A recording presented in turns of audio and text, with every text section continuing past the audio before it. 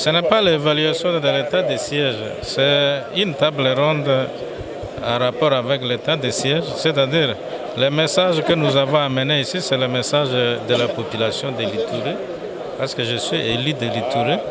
Le message est que la population a constaté, avant l'état de siège, il y avait bien sûr des désordres. Mais pendant l'état de siège, les désordres se sont multipliés. Il y a eu multiplication des groupes armés. Il y a eu encore beaucoup de tueries pendant l'état de siège qu'avant l'état de siège.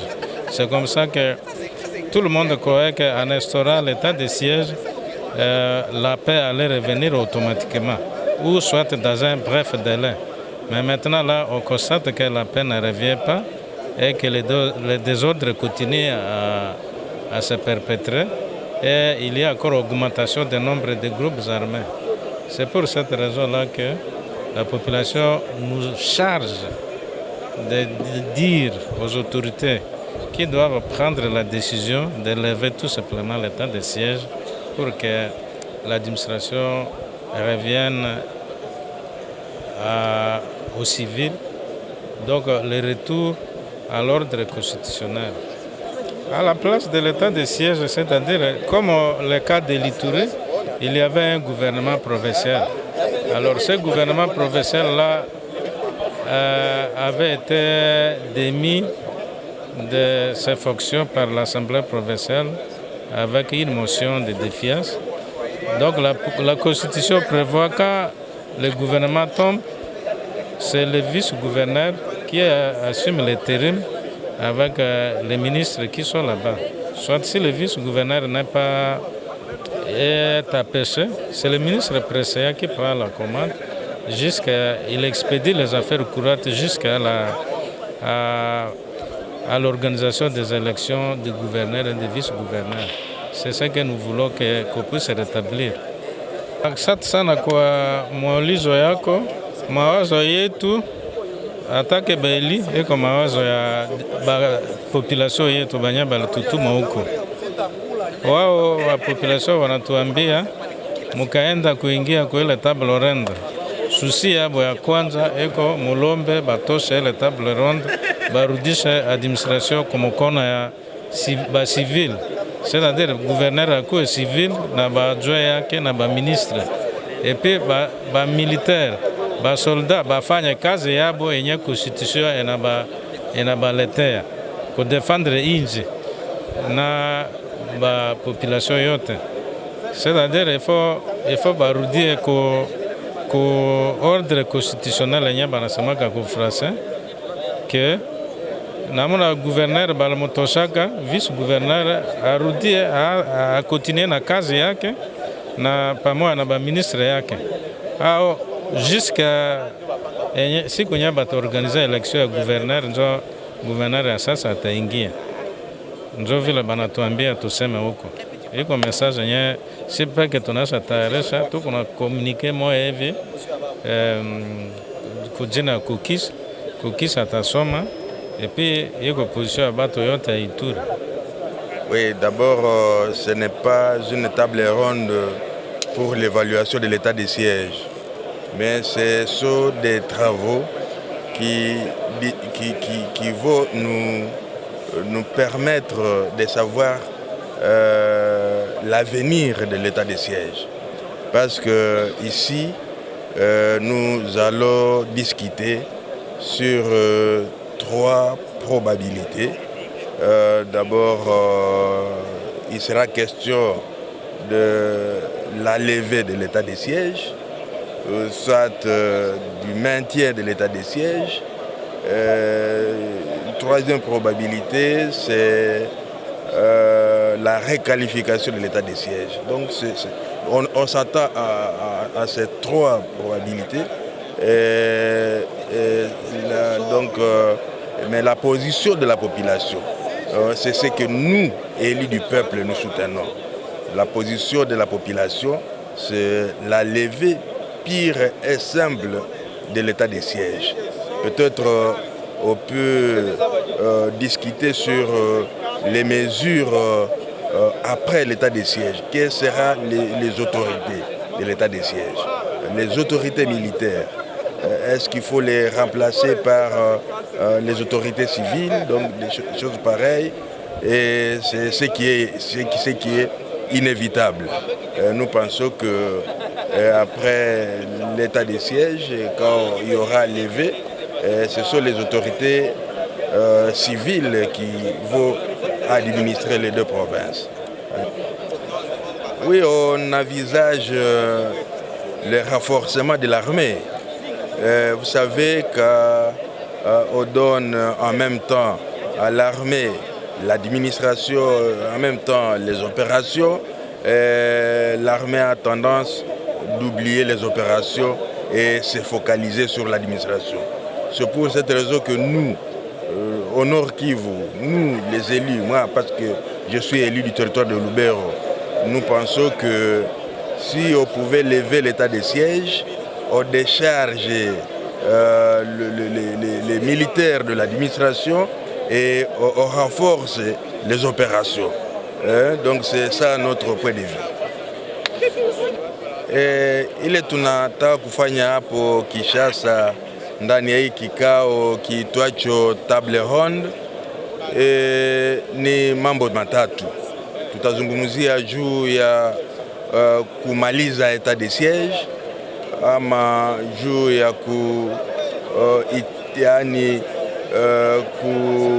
kuirudisha, yani kuendelea na ile etat de siège.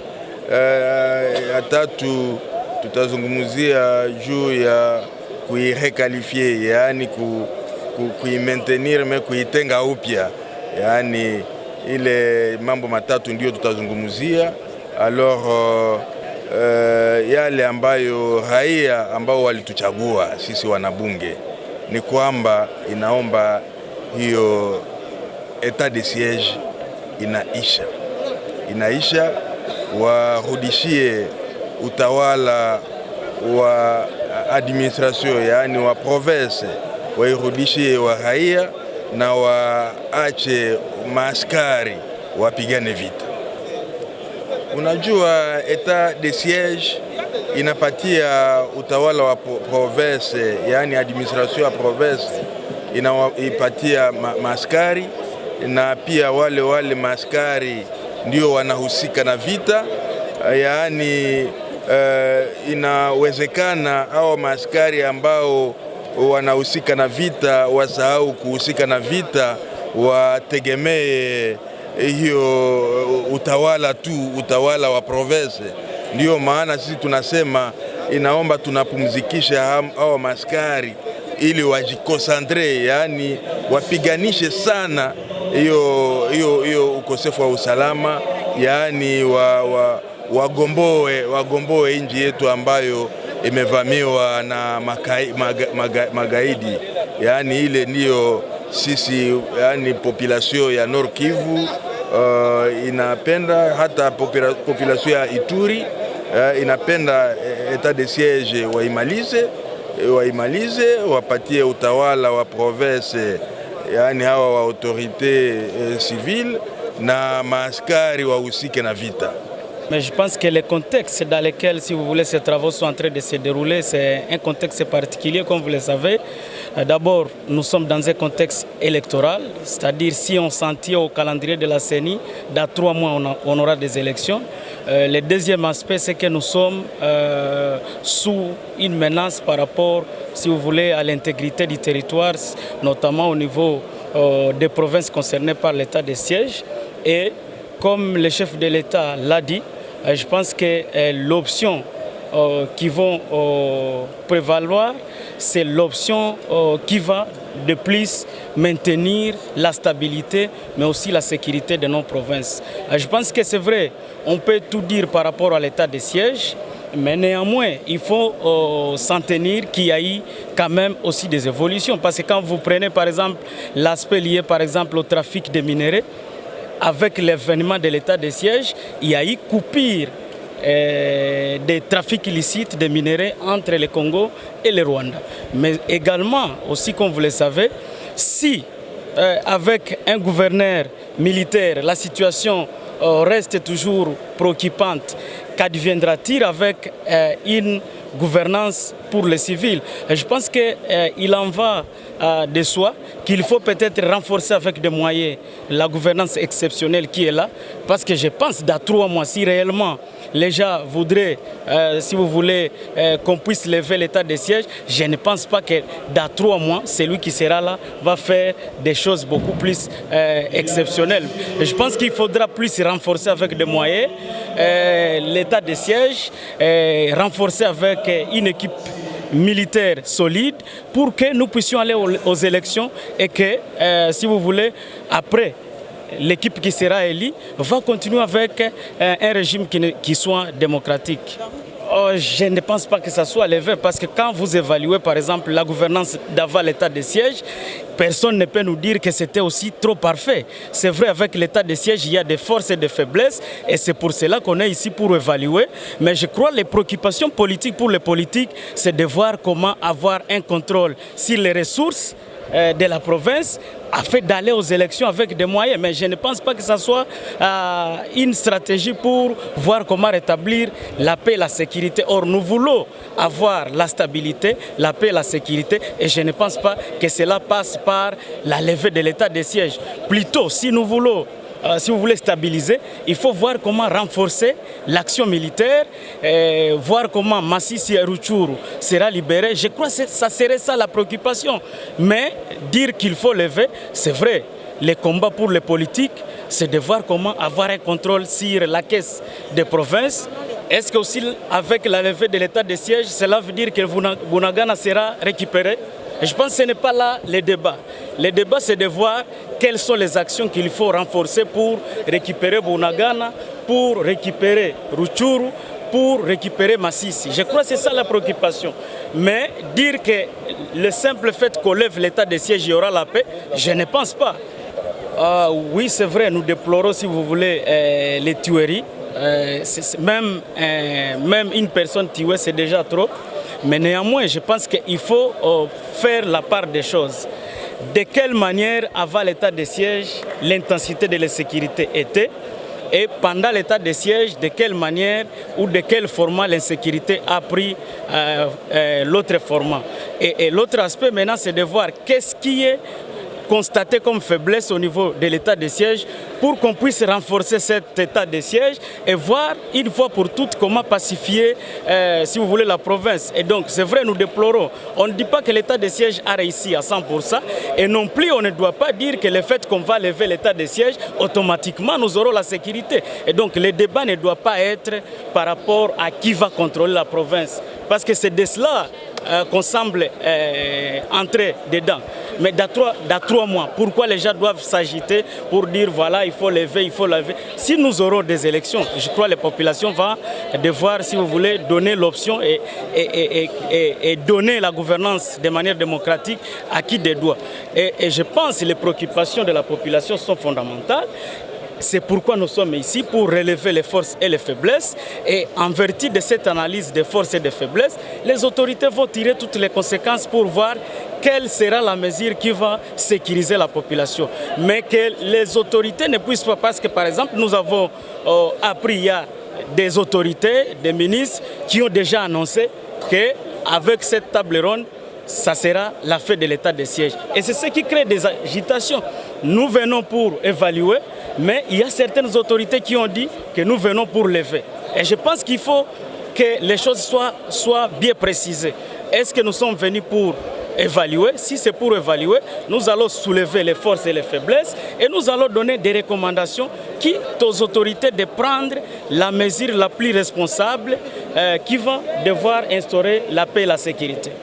Non, lorsqu'on parle de la démocratie, on a dit pour diriger une province, il faut être élu, n'est-ce pas, par les députés provinciaux. Nulle part il était... Bon, même ces 3 mois, pourquoi 3 mois? C'est un mandat. Il y a un mandat de 5 ans. Donc pour les 5 ans doit être dirigé par un gouverneur. Un gouverneur voté par l'Assemblée. Nous, on avait fait 12 ans, notre mandat. Moi, j'étais du mandat. J'étais coopté de 2006-2018. Eh oui. Oui, on a fait 12 ans. Non, non. Ça c'est les problèmes du M23. Ça ne fait qu'une année, quelques mois maintenant. Oui. C'est un peu trop compliqué parce que je ne suis pas militaire. Je ne peux pas connaître ce qui se passe au niveau des militaires. Je suis chef coutumier, mais je vous dis, on tue mes gens chaque jour. Et on tue. Et il arrive des fois, nous faisons rapport aux militaires pour leur dire l'ennemi est tel part, mais bon, je ne sais quoi dire, madame, parce que vous voyez, ils ont appelé même UPDF pour seconder les efforts de semer. La situation reste toujours confuse. C'est toute une histoire parce que chez nous, il y a des Maïmaï, il y a les Ouazalendou, il y a des Kodeko, il y a vous voyez. Et chaque groupe a ses... Par exemple, chez moi, il y a les EDF. Les ADF, on ne sait pas, ils réclament quoi. Et chez moi, ils n'ont même pas un territoire pour dire qu'ils dirigent tel territoire. Mais ils font seulement les exactions pour aller tuer les gens et puis ils rentrent. Ils sont là, Oui, certains disent qu'ils réclament des terres, ils ont besoin de terres. Et ils auront cette terre comment? Parce qu'ils préfèrent maintenant tuer les gens pour récupérer les champs des personnes tuées. Quoi. Bon, pour Moami. Oui, pour nous, nous voulons qu'on lève d'abord l'état de siège. Oui? Qu'on laisse les militaires faire leur travail. Hein? Et les civils feront aussi leur travail. Parce que quand on combine les deux, ça devient un peu trop compliqué. Député provincial du Nord Kivu et élu du territoire de Rutshuru. Il est vrai que nous sommes ici à Kinshasa dans le cadre de travaux de la table ronde sur l'évaluation de l'état des sièges qui, comme le chef de l'État l'a rappelé, vient de faire exactement 2 ans et 3 mois depuis qu'il a été décrété. Depuis donc tout ce temps, les députés provinciaux n'exercent pas leur mandat tel que confié par le peuple. Et le chef de l'État qui avait le souci de pouvoir recouvrer la paix et la sécurité totale sur l'ensemble du territoire, particulièrement dans ces entités. Mais comme ça tarde, le chef de l'État a trouvé important de pouvoir appeler toutes les forces de la province, les députés provinciaux, le Barazala Ouazé, comme on le dit chez nous, la société civile et toutes les forces, pour qu'ensemble nous puissions évaluer et dégager une option qui aide la République. Par ailleurs, vous le savez peut-être, pendant ce moment précis, le territoire de Rutshuru et le territoire de Masisi et une partie de Nyiragongo sont assiégés par l'armée rwandaise et l'armée ougandaise qui se cachent tous derrière ce qu'ils appellent le M23. Et donc, même si nous sommes ici, la population de Rutshuru nous appelle, elle nous dit, honorable, vous êtes allé à Kinshasa, mais vous êtes allé, je crois que vous reviendrez avec la solution de chez nous. La solution de chez nous, c'est la libération de nos entités. Et donc, pour nous, l'état de siège, levé, maintien, réqualification, bon, c'est une question nationale, mais la population, pour nous, elle a besoin que l'intégrité du territoire soit recouvrée. Et aujourd'hui, lorsque les options sont levées, nous n'avons pas entendu une option qui concerne la libération de nos entités. Et aujourd'hui, donc, nos populations, lorsqu'ils vont nous demander, nous allons risquer de manquer une réponse rassurante. Donc, parce que avec cette table ronde, on va lever l'état de siège, c'est ça? Jusque-là, c'est le début. Il y a 3 options qui seront examinées, la levée, le maintien ou la réqualification. Mais pour notre population de Rutshuru et de Masisi, l'important devait être bouter l'ennemi dehors. Et nous pensons que le chef de l'État devait profiter plutôt de cet appel de tous ces enfants, de tous les enfants du Nord Kivu qui sont ici, pour que nous puissions contribuer en termes de comment recouvrer l'intégrité du territoire national, parce qu'aujourd'hui, Rutshuru et Massissi sont exclus, ils n'ont pas été enrôlés. Les zones électorales, les dépôts de candidatures pour la députation nationale a déjà pris fin. Le dépôt de candidature pour la députation provinciale est en cours ailleurs, mais à Rutshuru non.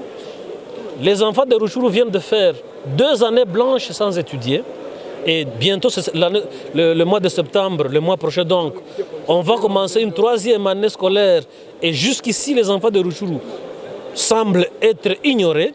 Et donc, nous pensons que parmi les priorités, la République devait plutôt penser à comment mettre cette question sur table. S'il y a des questions qui compliquent, que cette population qui a été invitée, donc les députés provinciaux, les députés nationaux, la société civile et toutes les forces du Nord Kivu qui ont été invitées ici, puissent plancher sur cette question et donner leur contribution au chef de l'État, parce que nous n'allons pas continuer à vivre, à penser que nous sommes en République démocratique du Congo, alors que notre entité est occupée par une armée étrangère. Ça fait bientôt 2 ans. Il n'y avait aucune mesure pratique d'accompagnement pour s'assurer que des résultats sont au rendez-vous. Donc l'échec était plus ou moins prévisible au vu du manque de mesures d'accompagnement et au vu du fait que tout le monde s'accorde sur le fait que l'insécurité a persisté, que les civils continuent à être tués en dépit de l'état de siège. Il est temps qu'il soit levé au profit de mesures alternatives un peu plus efficaces et sérieuses. Sana kutosha état de siège sababu siku imetiliwa lakini haikuweza kufikia objectif zake. Objectif yake ilikuwa mbili. Ya kwanza ni kusema kumaliza magrupu arme mbalimbali ambazo zinatatiza raia, lakini tunaona kama katika hii miaka 2 na zaidi hakuna hata grupu arme moja ambayo iliisha, na tunaona kama kuna grupu za arme zingine ambazo zilianzishwa. Ya pili, etat de siege ilikuwa na objectif ya kulinda raia zidi ya matendo ya ujeuri ya grupu za arme mbalimbali, lakini tunaona kama watu wanaendelea kufariki, iwe Nord Kivu iwe Ituri. Kwa hiyo tunadhani kama ni ya muhimu sana hiyo etat de siege iishe, kusudi tutafute tena pamoja suluhisho ambao inaweza kurudisha amani na usalama katika nchi yetu, na kusudi kabisa tuwe na uhakika kama hiyo Nord Kivu na Ituri inaendelea kwenye njia ya usalama na ya maendeleo kama fasi zingine. Je crois que l'état de siège n'a que 2 possibilités. Soit la levée, soit le maintien. Et au regard de l'existence de l'état de siège depuis que ça a été décrété, vous savez, ça fait aujourd'hui au moins 2 ans, 3 mois. Sur les 2 ans, 3 mois, je trouve qu'au niveau de la société civile et révolutionnaire, nous avons eu à faire d'abord des travaux sur le terrain, où on a compris que d'abord la sécurité a été sérieusement touchée. Il faut commencer d'abord passer par l'identification de tous ces groupes armés et connaître qui en sont auteurs. Il y a ceux qui sont même aux arrêts, il y a ceux qui ont fui, il y a ceux qui continuent à opérer. C'est le premier avantage qu'a donné l'état de siège. Deuxièmement, nous sommes pendant la période électorale. C'est dans 2-3 mois que nous irons aux élections. Si peut-être on n'a pas parvenu à maîtriser la sécurité de ce côté-là et qu'il y a encore quelques territoires qui sont sous l'occupation du Rwanda, et que les dialoguants, j'appelle comment ceux qui sont autour de la table ronde, on trouve qu'il y a moyen d'élever l'état de siège. Là, c'est comme si nous n'avons rien fait. Vous savez, le principe est que la sécurité n'a pas le prix. Nous devons nous concentrer et laisser maintenir l'état de siège et renforcer, ne fût-ce qu'avec le mécanisme d'implication de toute la population, à l'occurrence la société civile, parce que la société civile venait comme intervenant bénévolant, aussi longtemps qu'il y a ceux-là qui gèrent et qui n'ayant tous les moyens possibles et adéquats pour les travaux. Mais nous avons lancé même nos gens qui travaillent dans les bénévolats, qui ont pris même des risques et où on a perdu même des autres. Comme ça, c'est pourquoi nous vous demandons qu'il y ait des mesures d'accompagnement, cette fois-ci à l'état de siège, parmi lesquelles l'implication de la société civile normalement, la présence des organisations de société civile, la présence des hommes de Dieu qui soient certifiés avec quelques subsides pouvant les pousser à bien identifier l'ennemi et les cas échéants, les repousser. Vous savez actuellement, même dans le militaire, qui ont associé actuellement dans la phase militaire ou armée, ils ont associé les défendeurs, les volontaires.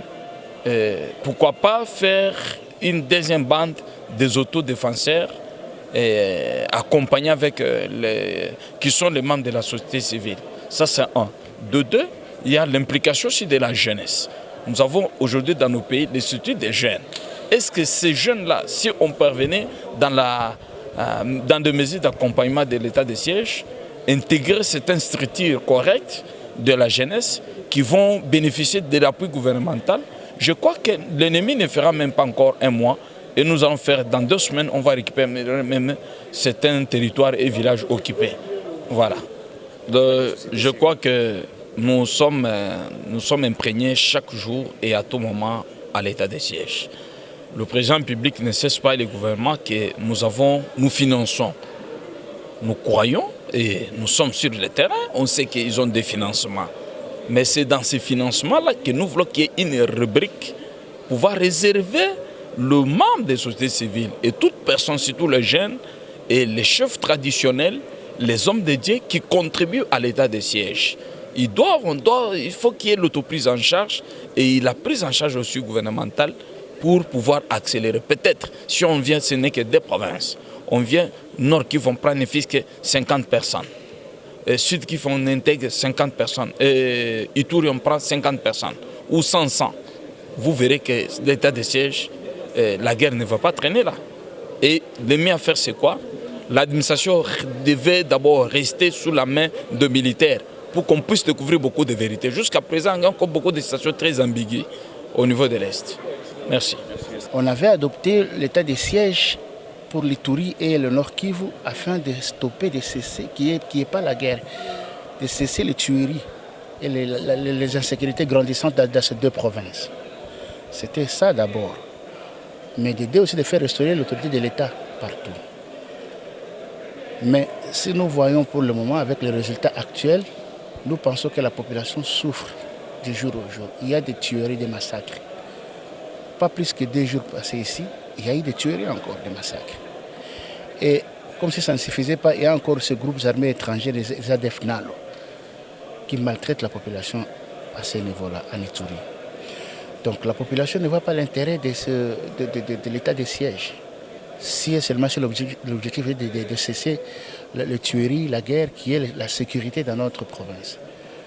Alors partant de ça, nous pensons que ça n'a pas vraiment été bien adapté pour notre province. L'alternance serait quoi selon vous? L'alternance serait quoi aujourd'hui? Qu'on arrête avec l'état de siège ou on puisse requalifier les actions? En tout cas, par rapport à ce qui se passe sur le terrain, la décision de la population est de voir que cette situation cesse. Ça veut dire qu'on revienne à la gouvernance normale, comme demande la Constitution. Surtout que nous approchons aussi aux élections présidentielles. Donc il faudrait que cette population ait aussi cette liberté, ce droit de pouvoir passer aussi, de pouvoir voter, de pouvoir choisir le président de la République, donc le gouvernement. C'est pour cette raison que nous pensons qu'il faudrait que ça cesse pour permettre à ce que les choses reviennent à la normale. Maintenant, l'insécurité qui règne, même si on redevient, comme vous voulez, à la gestion normale, comment faire? Qu'est-ce qu'il faut faire pour mettre fin? Parce que l'idée de cet état de siège est constitutionnel pour mettre fin à l'insécurité qui règne à l'est de la RDC. L'alternance serait quoi pour mettre fin maintenant à l'insécurité? Ça a montré ses limites. Ce n'est pas à nous, c'est au gouvernement, c'est à la présidence de la République de réfléchir sur ça. Parce que c'est leur obligation, c'est leur responsabilité de gérer ces pays. Vous comprenez? Les militaires sont là, leur travail, c'est l'intégrité du territoire. Ils sont là pour ça. Ils feront leur travail comme d'habitude. Il faut qu'ils aussi, les députés, fassent leur travail. Donc c'est ça. On voudrait que chacun puisse faire son travail. En quoi l'état de siège dérangerait à la population à vaquer à cette population ou à bien vivre chez nous? Oui, bien sûr, il y a des fois, il y a des couvre-feux. Il faut comprendre.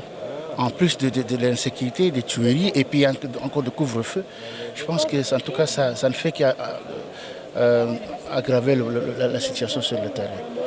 Donc nous pensons que le gouvernement, le président de la République doit réfléchir donc un modèle adapté à ce qui se passe sur le terrain. Mais nous avons vu, l'État du siège a montré ses limites par rapport à l'insécurité. Votre nom? Mon nom c'est Choukrani Biaroufou. Je suis le responsable de la communauté islamique provinciale de l'Ituri, mais aussi ambassadeur de la paix, mais aussi vice-président du conseil de confession religieuse. Mpasha habari, ni kweli tuko hapa, tuliitwa kwa kusema tupekue hali ya dharura, hali ya etat de siege ambayo iko ku Nord Kivu na Ituri. Inapita miaka 2 na miezi 3. Mkubwa wa nchi Bwana Antoine Felix Tshisekedi Tshilombo alituita ili tuweze kusaidiana kumafikiri, kusema ajue kama ile hali iendeleshwe au itoshwe ama igeuzwe. Na hii tunaanza matravaux leo na kesho yake, tutaweza kupana msimamo yetu sawa wanabunge. Lakini unajua kama sisi watoto wa Nord Kivu, hasa mimi mchagulia wa tarafa la Rutshuru, raia wanatuita wanatuuliza, tunasikia mko Kinshasa, mulienda mutatuletea solution kule Kinshasa ili na sisi tujikute tena tuko ndani ya Republique Democratique du Congo, kwa sababu leo watoto wa Rutshuru hawako tena ndani ya Republique du Congo, wako ndani ya territoire ambayo imevahamiwa na jeshi la Rwanda na jeshi la Uganda ambao wanajiita M23. Na inayoshangaza ni kwa kuona watoto wanafanya miaka 2, watoto wa masomo wanafanya miaka 2 hawasome. Hapa mwezi ya kenda wataanza mwaka ya 3. Wadeplase ni wengi na watoto population ya Rutshuru haikukuwa enrôlée. Bengine bako naenda mu election, Rutshuru haiko concerné na Masisi. Et donc population natuuliza wenye mulienda ndani ni vitu gani? Eske bitatupatia na sie kukua tena wakongomani, kwa sababu kwa sasa haiko wakongomani. Na tunahuzunika kuona yote ambayo ilisemeka yenye tunatatumika hako, ile question yenye ni question ya lazima haikutiliwa kumeza. Na profite ku mikro yako juu ya kuomba wakubwa wa nchi, raisi, premier ministre, hii question wa profite présence ya wa députés provinciaux, wa députés nationaux, wa sénateurs wa Nord Kivu na Ituri, wa profite wa société civile, wa profite ile baraza ya wazee wa Nord Kivu, waweze kutuikalisha tupane mchango yetu, kwa sababu tunajua kama vita ile iko Rutshuru haiko kusema kuna jeshi inashindikana jeshi yetu haishindwe, lakini kuna watu ambao wanamzunguka rais ili kumpoteza, kwa sababu wanakulia ndani ya vurugu, ndani ya vita, kwa sababu nchi yetu watu wamezoea kuchuruza damu ya raia wetu.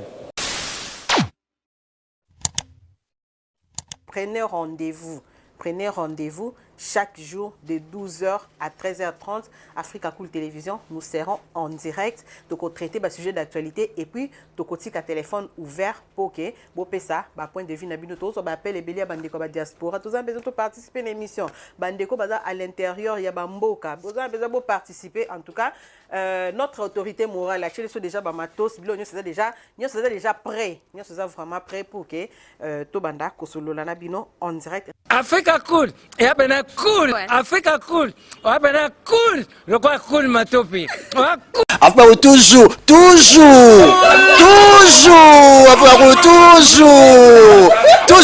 après cool, c'est bon. Et ça chaîne est bien, et puis vous êtes très rapide. Et ça très rapide, et ça chaîne moko, bako ça a bien confiance. En tout cas, nazo senga na bato oyo nanu ba souscrire te bazwa. Donc, eza vraiment neti oyo balobaka ke boka lelo, lamba lelo, lia lelo. Vous voulez le Congo? Pour que le Congo devienne cool, pour suivre les cool analyses, alors revenez et abonnez-vous massivement. Bobozana Moana, massivement. L'Afrique Cool donne l'information en temps réel et en temps chirurgical. Si tu ne suis pas, tu as la crise cardiaque. Qu'est-ce que tu penses de l'Afrique Cool? C'est PPLR. Africa Cool, c'est la destination de prédilection pour une communication optimale. Longo Dianabino Mama. Africa Cool Télévision est une chaîne qui est en train de réunir toutes les tendances. Donc les chrétiens s'y retrouvent, les païens s'y retrouvent, les politiciens s'y retrouvent, les femmes ménagères s'y retrouvent. Donc Eza Eloro Nabiso, to sepe la ranango, yango chaque fois son aïe na Kinshasa, il faut namona Africa Cool. Et au monde de la chaîne Oeza impartial, le rôle de Babino, vous méritez le soutien de la population ainsi que des institutions compétentes. Un petit mot par rapport à la récompense Oyo.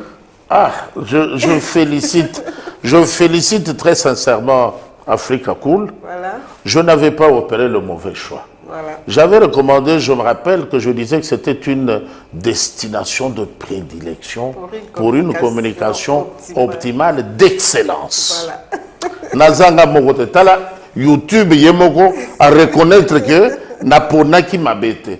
Au moins, il y a un choix to salaka, ba réflexion to salaka.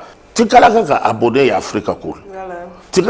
Comme ça, tu partages. Bravo Africa Cool. Merci beaucoup. Bravo Bino. Mutubo s'abonner parce que trophée Ezali Abino, Ezali partagé. Voilà. Moi, je me sens aussi copropriétaire. Il y a un prix Oyo. Voilà. Bravo Africa Cool. Merci beaucoup.